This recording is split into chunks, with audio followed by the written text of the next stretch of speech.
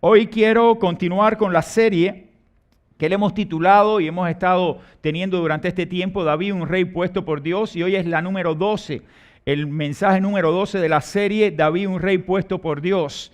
Y hoy vamos a estar enfocándonos en el pasaje de segundo libro de Samuel, capítulo 12, versículos del 1 al 12. Segundo libro de Samuel, capítulo 12, versículos del 1 al 12. Ahí vamos a tener la porción bíblica que vamos a estar leyendo y voy a invitarles a ponerse en pie, por favor, para leer la palabra de Dios. Y en silencio vamos a escuchar reverentemente lo que la palabra de Dios nos dice en este pasaje que vamos a estar leyendo en este instante. Repito el pasaje, segundo libro de Samuel, capítulo 12, versículos del 1 al 12. ¿Lo tenemos? Amén. Dice la palabra del Señor lo siguiente: Jehová envió a Natán a David, y viniendo a él le dijo: había dos hombres en una ciudad, el uno rico y el otro pobre.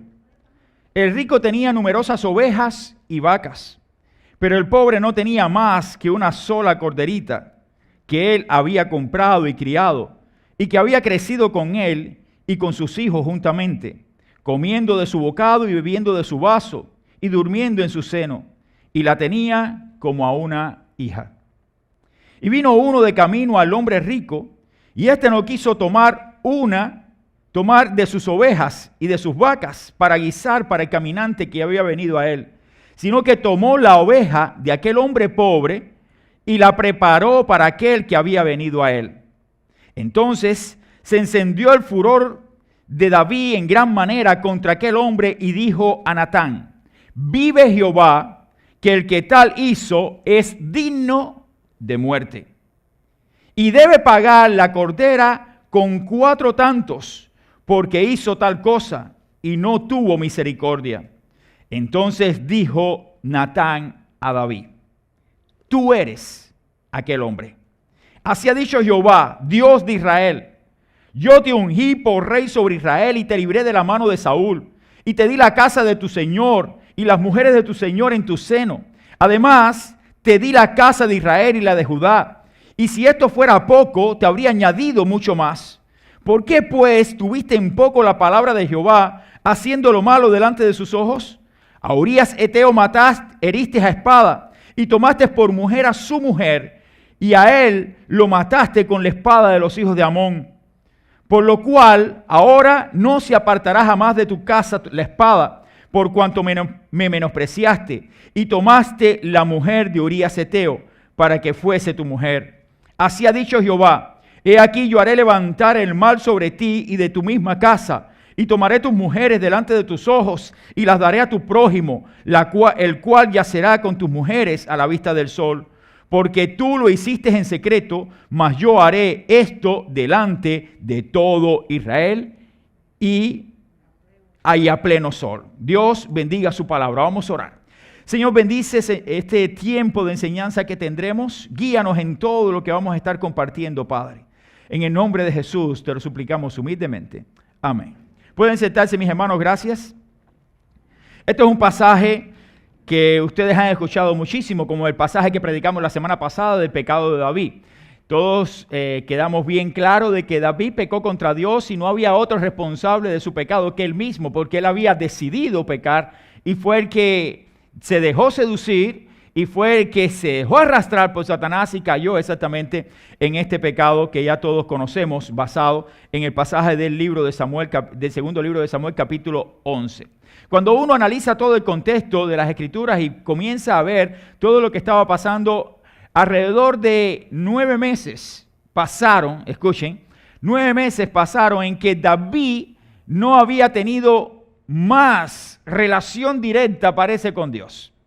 9 meses en que David guardó silencio, 9 meses en que David estuvo allí encubriendo su pecado, cargando con todo su pecado. 9 meses en que David solo tenía ojos para seguir mirando a Betsabé y para seguir en su deleite temporal, haciendo las cosas que a Dios no le agradaba. Todo este tiempo David lo estuvo teniendo directamente en contra de lo que Dios había establecido. Pero llegó el momento crucial de la vida de David. El momento crucial es cuando Natán se le presenta para declararle lo que él estaba haciendo y para decirle que él estaba pecando. Pero hoy quiero simplemente tener algunas enseñanzas, o quiero enseñarles algunos principios importantes para nosotros, donde vamos a estar interiorizando lo que la palabra de Dios nos dice sobre este tema. Pero más allá de lo que quiero introducir, quiero decirle que muchos creyentes en la actualidad omiten de sus predicaciones y mensajes temas como el pecado, el juicio, haciendo siempre énfasis en la benevolencia de Dios, haciendo siempre énfasis en la misericordia de Dios, haciendo siempre énfasis en la bondad de Dios y el amor de Dios. Es decir, usted entra ahora a las redes sociales y usted va a encontrar muchos mensajes donde se va a hablar que Dios es amor, que Dios es misericordioso, que Dios te perdona, que Dios te restaura, y eso no está mal, eso está bien, está correcto. Pero nosotros no podemos simplemente hablar de un Dios amoroso porque Dios también es justo. No podemos hablar tampoco de un Dios misericordioso porque Dios es justicia y también traerá juicio sobre la desobediencia.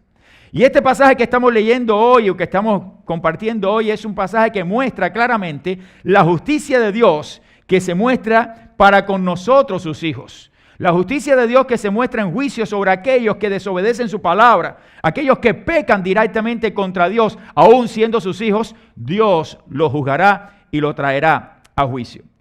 Estas personas que predican este tipo de mensaje observan a Dios como que está sentado en su trono y es como un abuelo complaciente. El abuelo complaciente que le da todo lo que el nieto quiere o todo lo que el hijo quiere. Y desde su trono entonces así ven a Dios, que da lo que piden los demás. Y eso no nos enseña para nada la Biblia. La Biblia, cuando vamos allí a cada una de sus páginas, nos damos cuenta que Dios no está allí en su trono para suplir nuestras necesidades solamente.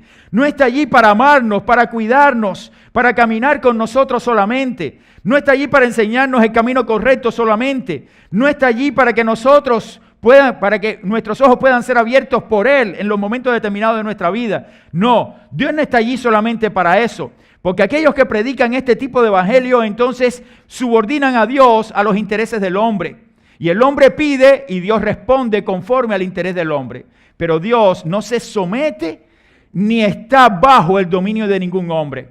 Nosotros los hombres estamos bajo el dominio y la supremacía de Dios. Por tanto, venimos a Dios no para que Él haga lo que nosotros deseamos, sino para pedirle a Él que tenga misericordia por nosotros y actúe conforme a su voluntad sobre nuestras vidas.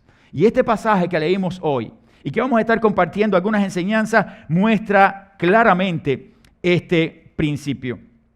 Hoy quiero hablarles exactamente de lo que olvidan los predicadores, de lo que olvidan aquellos que van a predicar el evangelio, pero se olvidan del juicio de Dios, se olvidan de la disciplina de Dios, se olvidan de que Dios no va a tener por inocente al que es culpable, quien quiera que sea. Escuchen, quien quiera que sea, Dios no va a tener por inocente a aquel que es culpable de pecado, sino que Dios traerá a flote toda obra oculta que nosotros podamos haber hecho. Y eso se muestra en la vida del rey David. Un ejemplo de esto lo encontramos exactamente en este hombre. ¿Quién mejor que David para que Dios hubiera actuado como padre benévolo?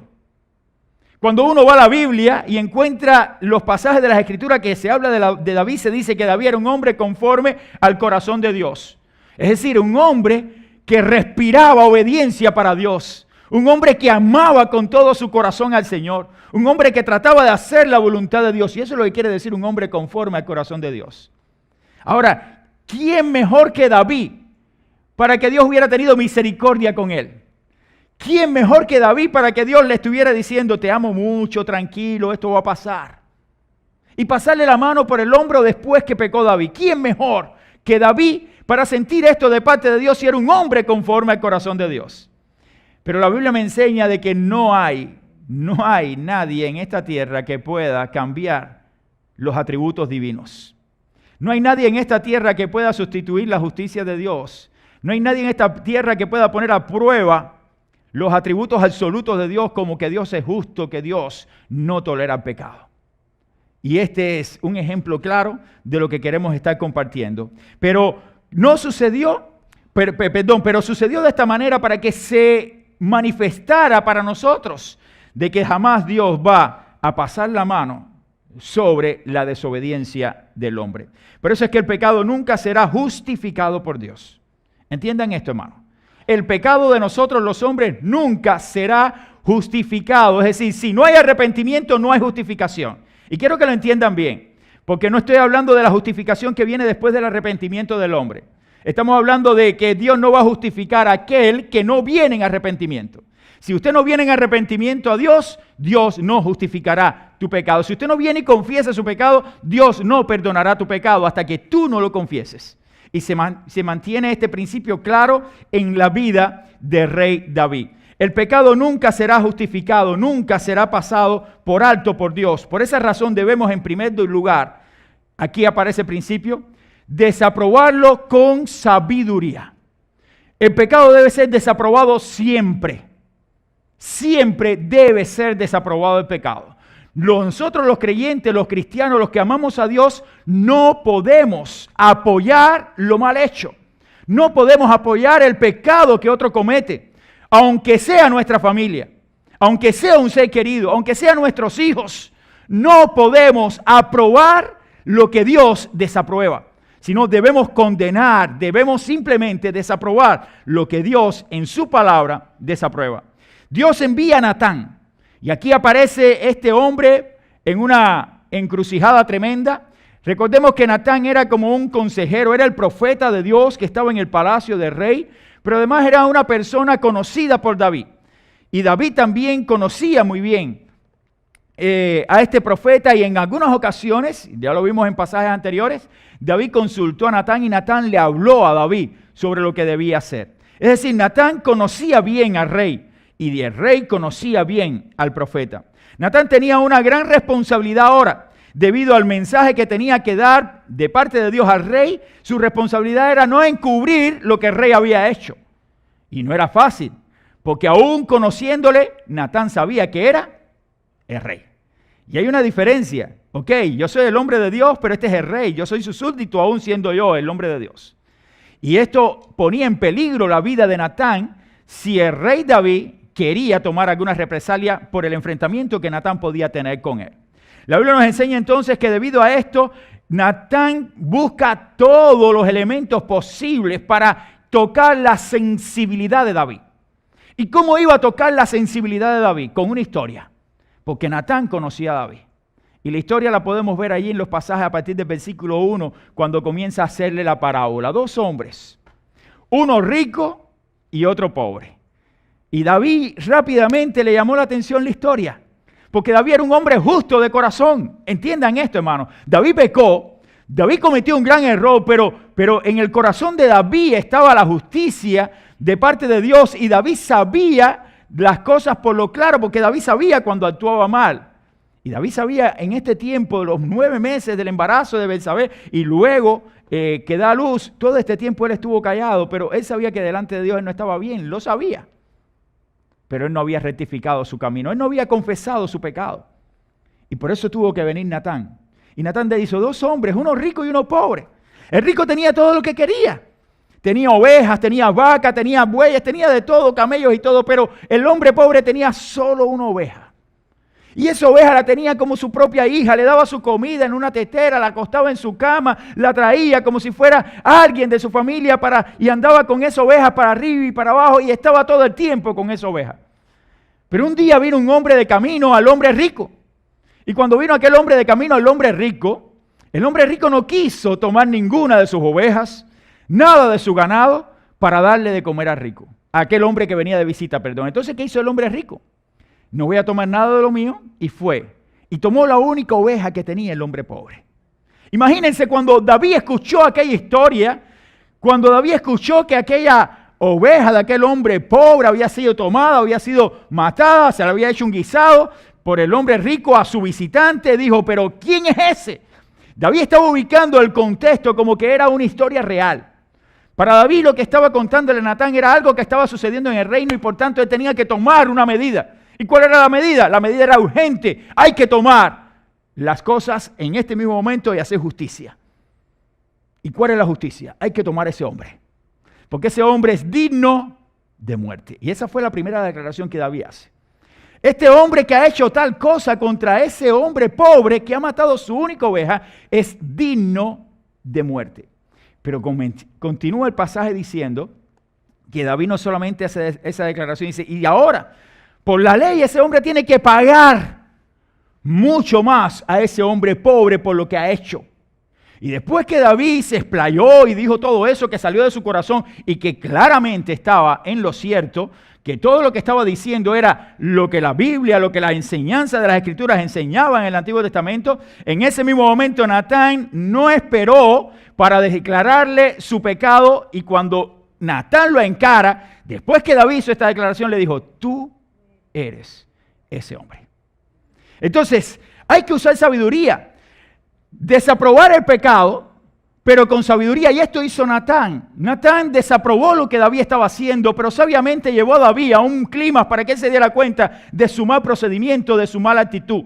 Y al llegar al final de la historia, David estaba ya tan metido dentro de ella que se enfureció. Se enfureció para ir contra la persona injusta.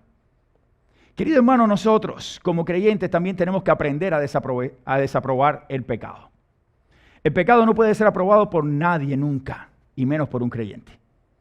Si las personas del mundo aprueban lo mal hecho, apruébanlo. Pero yo no concibo un creyente que esté aprobando las cosas malas.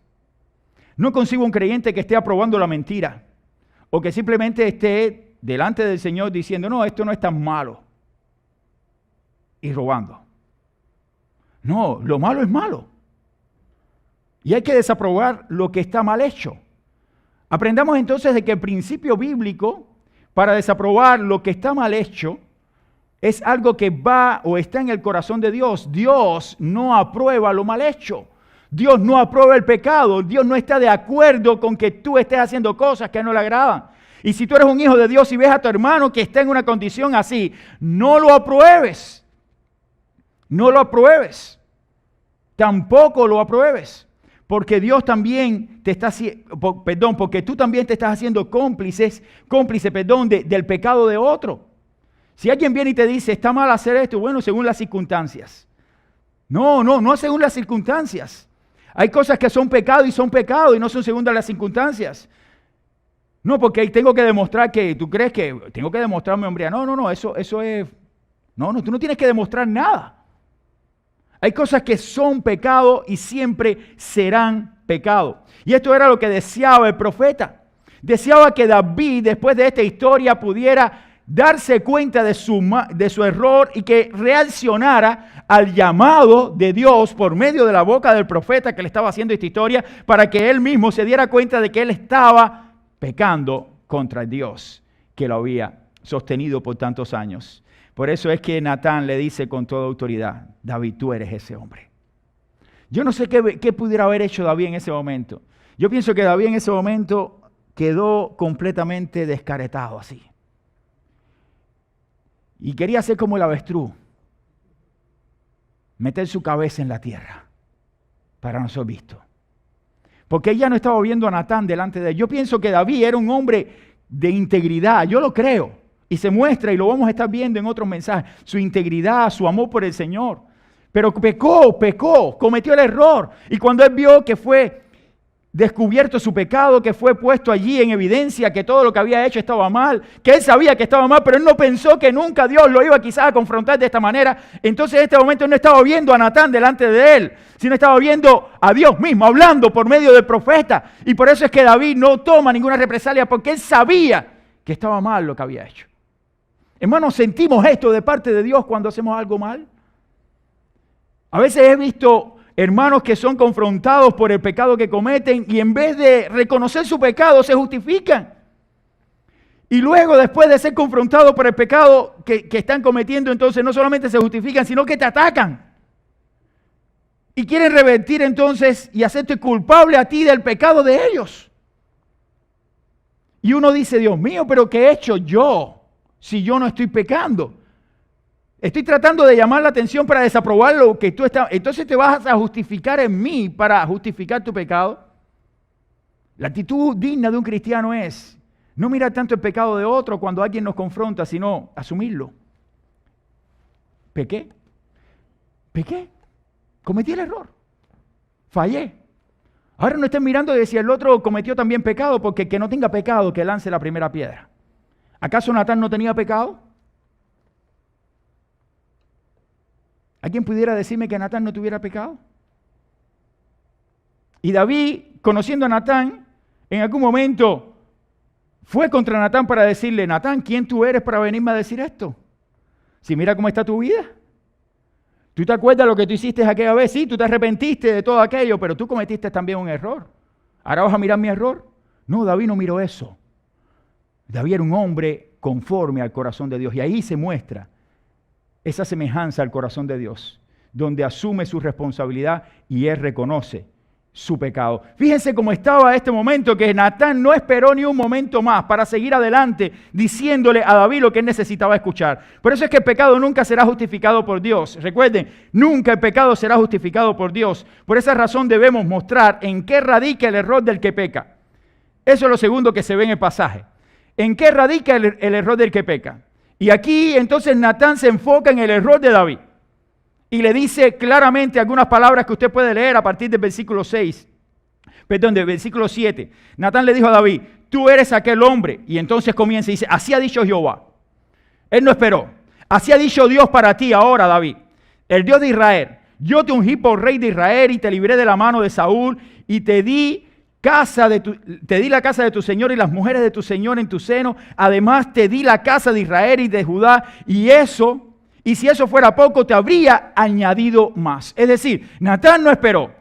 Ahora le comienza a descubrir el pecado. Y le comienza a decir, todo esto te ha dado Dios. Pero continúa diciéndole, ¿por qué pues tuviste en poco la palabra de Dios? ¿Por qué tuviste en poco la palabra de Dios? El mensaje de parte de Dios fue entonces espectacular. Yo te ungí como rey, le dice Dios. Te libré de la mano de Saúl. Te di la casa de tu señor y sus mujeres. Te di la casa de Israel y de Judá. Te puse por rey. Es decir, tú estás como rey David, no porque tú seas muy bueno, sino porque yo te puse. Y ahí se muestra claramente de que Dios es el que dispone. Y nosotros simplemente como siervos de Él estamos sometidos bajo su gracia. Y estamos bajo su poder y provisión. No porque nosotros seamos muy buenos. Es porque Dios nos da las cosas. No, es por su misericordia y gracia que Dios nos da las cosas.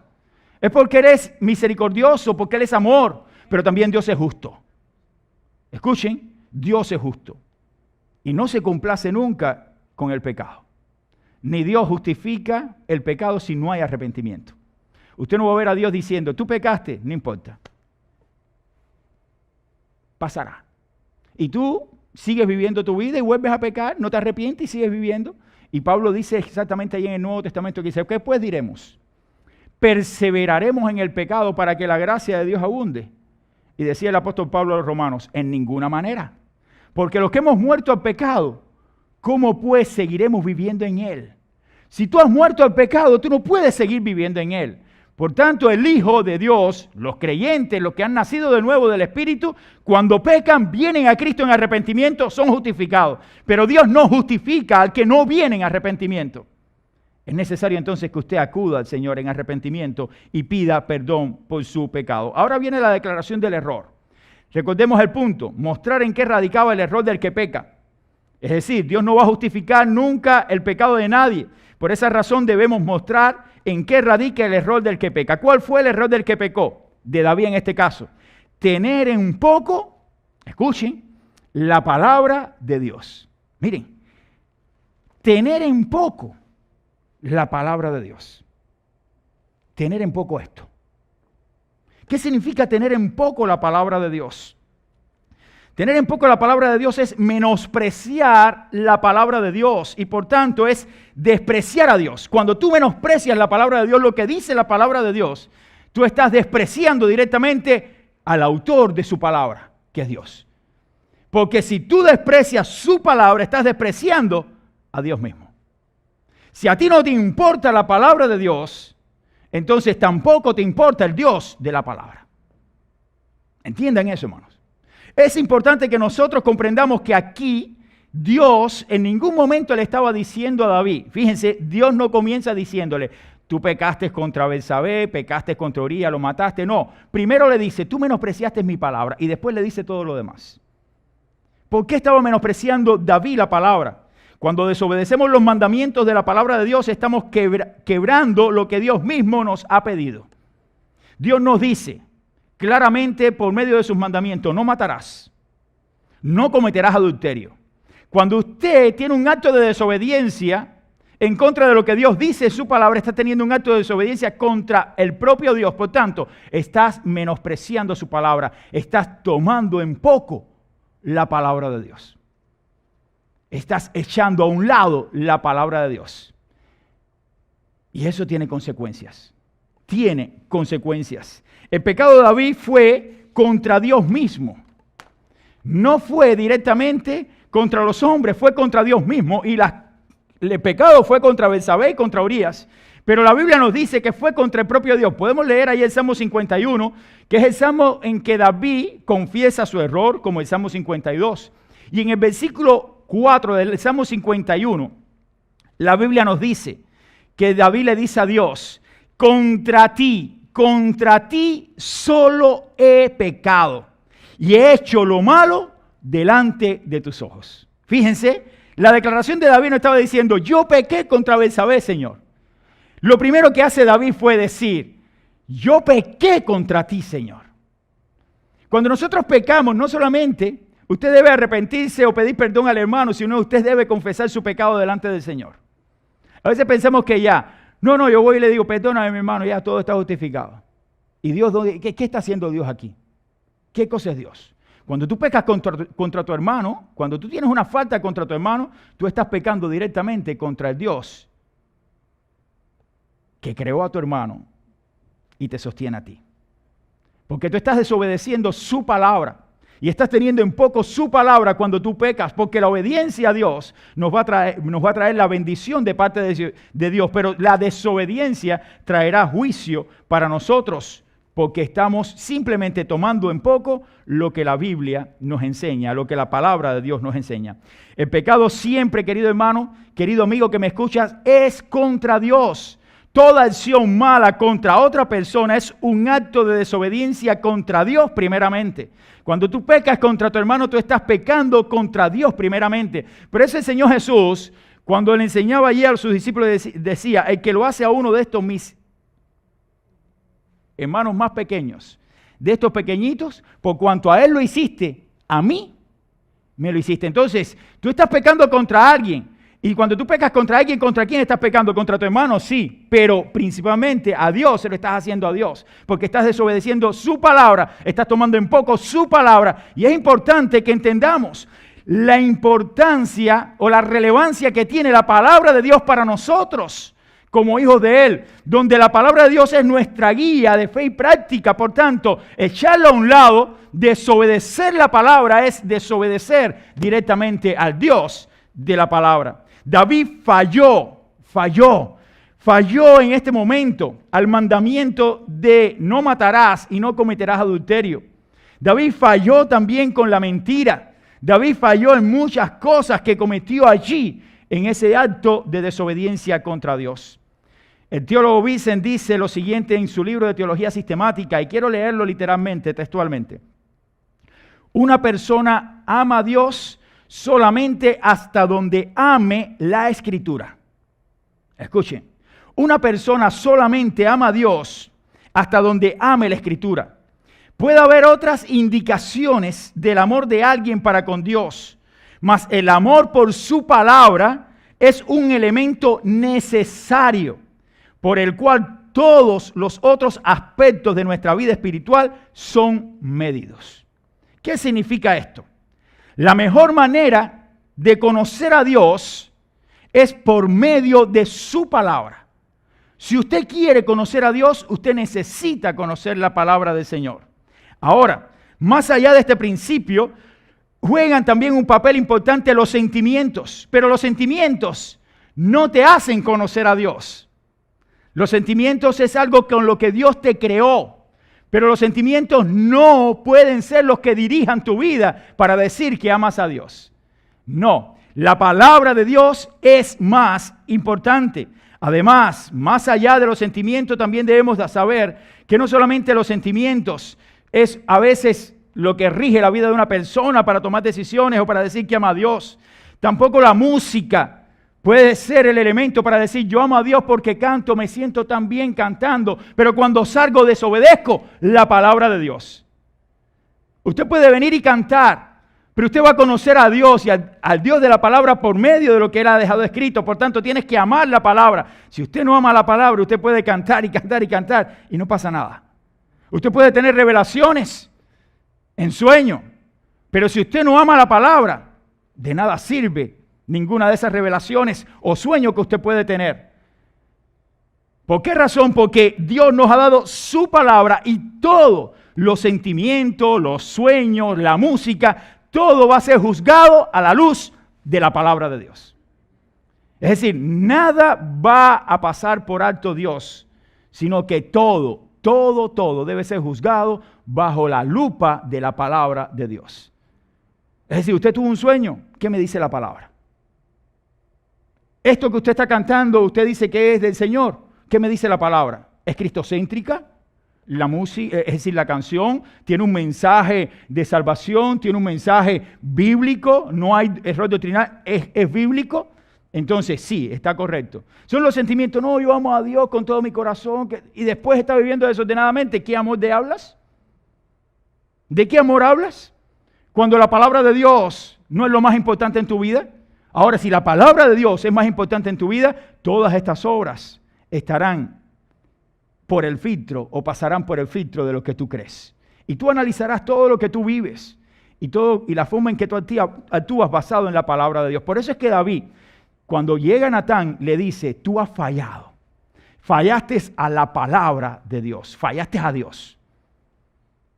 Y por eso David, cuando confiesa su pecado en el Salmo 51, le dice a Dios, contra ti solo he pecado. Pero no quiere decir de que no haya pecado contra los hombres. Porque claramente Natán comienza a decirle, sí, contra Dios pecaste, pero ahí está tu pecado. Pecaste contra Betsabé, la dejaste embarazada y ahora mira, mandaste allí a matar a Urías Eteo y lo mandaste a lo más recio de la batalla y después la espada de los amonitas, tú la tomaste y mataste. Y David no era el que había matado directamente a Urías, sino que lo entregó al enemigo. ¿Y quién era el culpable? ¿Los amonitas? No, Joab se prestó. Joab, que era el general del ejército, se prestó porque era la orden del rey y tenía que obedecer. El culpable era David. David fue culpable de asesinato, culpable de adulterio en un momento como este. Por eso, querido hermano, es importante que usted y yo comprendamos este principio. Este principio que nos hace reflexionar que el error radicaba, que debemos mostrar siempre dónde radica el error del que peca. Y el error de nosotros cuando pecamos está en desobedecer a Dios, la palabra de Dios. Y todo lo demás vendrá sobre nosotros producto de ese acto de desobediencia. Hay muchos creyentes que tienen en poco la palabra de Dios. No le dan valor, no la obedecen, no la leen, mucho menos la estudian. Tienen la Biblia como si fuera un amuleto debajo de la almohada. O ponen allí un cuadro del corazón de Jesús que nosotros no adoramos, que nosotros estamos en desacuerdo, o lo ponen en algún lugar de la casa para que proteja mi casa. O ponen quizás algunas ramas en Pascua detrás de la puerta para decir que no sé lo que hace mucha gente o lo que usted hace. Eso no es amar la palabra. Eso no lo va a librar a usted de nada. Tenemos la palabra como si fuera un amuleto, un resguardo para que me cuide. ¿Qué hace la palabra debajo de una almohada para que me limpie los pensamientos? La palabra que limpia los pensamientos es la que usted lee y aplique en su vida. La palabra que limpia sus pensamientos es la que usted puede escudriñar y estudiar directamente. Pero la palabra que usted no estudia, la palabra que usted no escudriña, no limpia los pensamientos. Este libro debajo de una almohada continúa siendo un libro. El poder de este libro está en lo que contiene este libro, que es la palabra de Dios. Y no hay otro. No hay otra forma, querido hermano. Por eso es que es importante que nosotros comprendamos la necesidad de no caer en el error de menospreciar y echar a un lado la palabra de Dios. Tener en poco a Dios. no darle a Dios el lugar que le corresponde. Y eso es importante para nosotros como creyentes. Es necesario obedecer, es necesario leer, es necesario estudiarla. La palabra de Dios, dice la misma Biblia, que es la palabra profética más segura. Ella nos trae consuelo, esperanza y vida. Eso es lo que hace la palabra de Dios en la vida de un creyente. Menospreciarla es despreciar entonces al mismo Dios. David pecó. Y usted y yo podemos haber pecado menospreciando la palabra de Dios. Tengamos en cuenta esto. Este fue uno de los grandes errores de David. El pecado nunca será justificado por Dios, lo sabemos. Por esa razón debemos exponer las consecuencias de pecar. Miren, siempre habrá consecuencias. Hay personas que quieren vivir su vida desordenadamente y piensan que viviendo su vida desordenadamente no van a tener consecuencia nunca. Todo acto de decisión humana traerá consecuencias a nuestra vida, tanto positivas como negativas. Cualquiera de las dos. Usted decide, si decide mal, tendrá consecuencias que usted tendrá que enfrentar. Si decide correctamente, usted tendrá otras consecuencias. Usted está trabajando y usted está trabajando en un lugar difícil, de peligro su vida, porque su vida está en peligro por ciertas cosas. Y si usted no toma las medidas dentro de su trabajo y toma una decisión errada, si está con una sierra, usted puede perder un dedo. Si está en las alturas, usted puede perder la vida. Entonces usted tiene que tomar medidas. Si usted está en las alturas, usted se va a amarrar. Y después usted va a chequear que todo esté bien amarrado. Pero cuando usted no chequea que todo está bien, usted puede tener un accidente. ¿Por qué? Porque usted decidió no chequear. Entonces no echemos la culpa a otro. Usted fue el que decidió no chequear. Ahora, si alguien tiene que chequear por usted, usted tome la medida de saber de que el que está tomando la decisión por usted está tomando la decisión correcta. Y estas son decisiones que a la larga van a traer consecuencias a nuestra vida. ¿Por qué? Porque toda decisión o trae buenas consecuencias o trae malas consecuencias. Las consecuencias de David fueron catastróficas. Fueron muy difíciles para David. Y cuando uno lo lee en la Biblia, uno dice, Dios mío, ¿por qué no fuiste benévolo? Estamos hablando del hombre conforme a tu corazón, Señor. Si vamos a ver la historia de los reyes de Israel, este hombre, David, fue el rey más glorioso que tuvo la nación de Israel. El rey que todavía en Israel actual lo siguen reconociendo. Y cuando miran a Jerusalén dicen, ¿la ciudad de quién? De David. Jerusalén, la ciudad de David.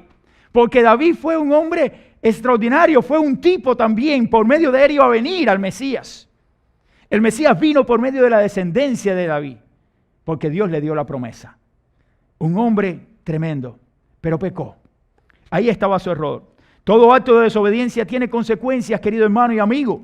Esto es lo que hace que en este momento Natán deja de darle el mensaje que le estaba dando para hablarle ahora de las consecuencias que iba a acarrear David. Notemos que David reacciona a la parábola diciendo claramente, el que tal hizo, digno de muerte es. Así reaccionó David. El que tal hizo, digno de muerte es. Romanos 6:23 habla también de las consecuencias de pecado. Cuando nos dice la Biblia, la paga del pecado es la muerte. La paga del pecado es la muerte. Cuando vamos entonces a las Escrituras, sabemos que todo el que no ha nacido de nuevo en Cristo Jesús y ha recibido a Cristo como su Salvador personal está en camino de muerte. Hermanos, no podemos darle una vuelta al pasaje y decir, no, porque mi primo, mi papá, no, mi padre no es cristiano. Mi padre, estoy hablando ahora de mi padre, no es cristiano. Y he pasado toda mi vida tratando de llevarlo a Cristo, pero él no. La última conversación que tuve con él hace unos días, ya estoy muy viejo, va a cumplir 80 años. Estoy muy viejo ya, pero no entiendes, viejo, que no es por tu edad. Es simplemente porque tú necesitas. No son los años como queriendo decir, ya ha vivido. ¿Para qué tomarlo ahora? ¿Para qué hacerlo ahora? Porque ahora es el momento. Sin Cristo tú estás en camino de muerte. Sin Cristo estás en camino de perdición. Sin Cristo irás al infierno, que no queremos mencionar esa palabra muchas veces. Porque no es una palabra agraciada, no es una palabra que cae bien, no es una palabra que gusta, pero es la palabra de Dios la que dice que el que está fuera de Cristo va camino al infierno. Si usted está sin Cristo, usted está sin esperanza en este mundo. Si usted está sin Cristo, usted está en camino errado. Por eso exponer las consecuencias de pecar es importantísimo para aquellas personas que están viviendo en este mundo. La Biblia lo dice, la paga del pecado es la muerte. La única manera de poder recibir el regalo de Dios es por medio de Cristo. Por eso es que la dádiva de Dios es vida eterna en Cristo Jesús. ¿Quién es Cristo Jesús? Nuestro Señor. ¿Pero cuándo es nuestro Señor? Cuando nos rendimos a Él. Solamente así Él es Señor de nuestra vida. Solamente así Él es el Salvador de nuestra vida. Debemos saber que todo pecado tiene consecuencias y la mayor de ellas es en la que se encuentran todos aquellos que están sin Cristo como su Salvador. Y estas personas que están sin Cristo están separados eternamente de Dios. Toda persona que está sin Cristo está condenado a la muerte eterna. Está condenado al infierno, dice la Biblia, porque están separados de Dios. La otra consecuencia es el resultado de nuestro pecado. Es decir, tenemos el resultado para todos los hombres que están pecando, que es la separación eterna. Pero para usted y para mí como creyentes, la otra consecuencia es el resultado de tu pecado. Cuando tú pecas estando en Cristo, también tendrás consecuencia. Cuando tú pecas estando en Cristo, tendrás que enfrentar situaciones adversas que Dios traerá como disciplina a tu vida. No se apartará la espada de tu casa, le dijo Dios a David. No se apartará la espada de tu casa.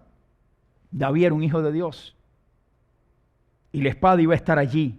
Por cuanto me menospreciaste, dice la Biblia. Y volvemos al menosprecio de la palabra del Señor. Tuviste en poco la palabra mía.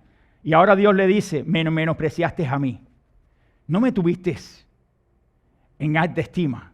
Me echaste a un lado. Por tanto, la espada, por tu pecado, no porque yo quiero que eso pasara. Recordemos, Dios trajo eso a la casa de David como consecuencia de pecado, pero no era porque Dios quería traerlo. ¿Entienden? ¿Quién trajo eso sobre su propia casa? Fue David. Y entonces a veces decimos, porque Dios es culpable. ¿Culpable de qué? No, porque si ahora, ¿cuántos quedaron en Afganistán? Ahora van a matar a los cristianos en Afganistán. ¿Quién es culpable? ¿Dios? ¿O fueron decisiones de hombres? ¿Me explico? Con respecto a la propia familia, que sale una persona ahí, mi hija o mi hijo dejó embarazado a alguien o mi hija está embarazada, hay que sacarse el hijo. ¿Pero por qué? ¿Quién es culpable? Dios. ¿Porque quedaste embarazada? ¿Porque en ese momento no te cuidó? ¿O tú que te decidiste hacerlo? Ahora hay tremendo dilema en Texas por el asunto de la ley contra el aborto. ¿Se siente el latido del corazón? Y ya, es suficiente para no haber aborto. Ley ejecutiva y la Corte Suprema de los Estados Unidos falló a favor de Texas. A favor de la vida. Nosotros estamos a favor de la vida. Porque al final, si tú quedas embarazada, ¿quién decidió? ¿Dios por ti? Tú decidiste. Entonces, ¿tú puedes tomar la decisión sobre la vida de tu hijo? ¿O es una vida que puede tomar decisiones también o otros? Es una vida. Y toda vida necesita ser respetada. Y eso es lo que a veces no entendemos. Entendemos simplemente de que yo tomo decisiones sobre mi vida. ¿Y quién toma la decisión sobre esa vida que ya es vida, que está en el vientre de una persona? ¿Quién toma la decisión sobre esa vida? Entonces hay que hacer leyes. Y por eso estados como Texas han hecho esta ley. ¿Para qué? Para cuidar la vida de aquel que no puede decidir cuidar por ella. Entonces usted sí tiene derecho. ¿Y el derecho de nacer? ¿Dónde está? Son dilemas.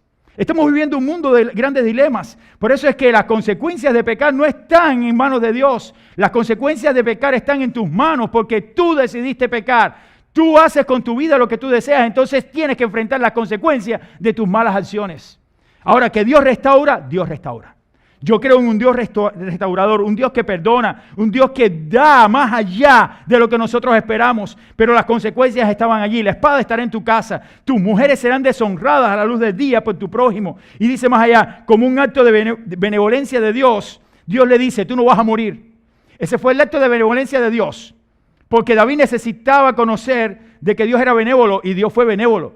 Tú no vas a morir, pero tu hijo que viene en camino por tu acto de desobediencia morirá. El que ha nacido, el primer hijo de Betsabé, que hubiera sido el hermano mayor de Salomón, el que vino a sustituir después al rey David. Entonces, mi hermano, cuando vemos todo esto, vemos que las consecuencias fueron tremendas. Lo primero que pasó fue que Amnón viola a su hermana Tamar. Los dos hijos de David. Amnón, hijo de David, Tamar, hija de David, viola a su hermana. Absalón, por el odio, por lo que había pasado con su hermana, mata a Amnón. Luego, Absalón se subleva contra su propio padre, David. Le quita el reino. Y David tuvo que salir para no pelear contra su propio hijo. Luego, Joab, el capitán del ejército de David, viene contra el ejército de Israel, el propio ejército de David, y pelea contra ellos y mata a Absalón, que se había quedado colgado de un árbol cuando estaba en medio de una batalla. Y aún con vida, no perdonó la vida Joab, del hijo de David. Mató. Y estamos hablando de que eran primos, porque Joab era pariente también, era sobrino de David. Estamos hablando de familias. Vino y mató a Absalón. Pero esto no quedó aquí. Cuando toma el reino Salomón, después de la muerte de David, todavía estaba la espada allí. Entonces Salomón mandó a matar a Joab. Y mata a Joab. Pero Salomón también mata a Adonías, su propio hermano. Y todo era una cuestión de un acto de desobediencia que trajo como consecuencia todo lo demás. ¿Por qué razón? Porque tú decidiste y tuviste en poco mi palabra. Queridos hermanos, concluimos. El pecado, recuerden esto, nunca será justificado por Dios. Si no hay arrepentimiento, no hay justificación de pecado. Pero no pienses que Dios pasará la mano sobre tu vida porque tú pecas y pecas y pecas y no vienes ante Él con arrepentimiento. Dios es un Dios justo. Dice la Biblia, horrenda cosa es caer en manos del Dios vivo. No juguemos con Dios. Dios nunca será justificado. Perdón, el pecado nunca será justificado por Dios. Por esa razón debemos desaprobarlo con sabiduría. Desaprobar el pecado sin ofender a la persona que está pecando. Estás pecando, reconoce tu error. Dios puede restituirte, Dios puede perdonarte, Dios puede hacer de ti una nueva persona si tú vienes ante Él arrepentido de tus pecados. Mostrar en qué radica el error del que peca, y el error primordial es que pecamos contra Dios. Tenemos en poco la palabra de Dios y además debemos también exponer las consecuencias de pecar. ¿Hay consecuencias? Sí, hay consecuencias. No juegues con Dios entonces, porque Dios traerá toda obra oculta, la traerá o la sacará a la luz y nunca dará por inocente al que es culpable de pecado. Dios les bendiga, mis hermanos. Con estas conclusiones terminamos, nos ponemos en pie y oramos para así terminar en esta mañana. Vamos a orar. Señor y Padre, gracias por tu palabra y gracias por la oportunidad de compartirla. Gracias por el mensaje, Señor, que tú tienes para nosotros, porque sabemos que es un mensaje de vida. Bendice, Señor, a tu iglesia. Bendice a cada uno de nuestros hermanos y que podamos caminar en integridad contigo, Señor. Todo lo suplicamos humildemente en el nombre de nuestro Señor y Salvador Jesucristo. Y tu iglesia dice, amén y amén. Que Dios les bendiga, mis hermanos.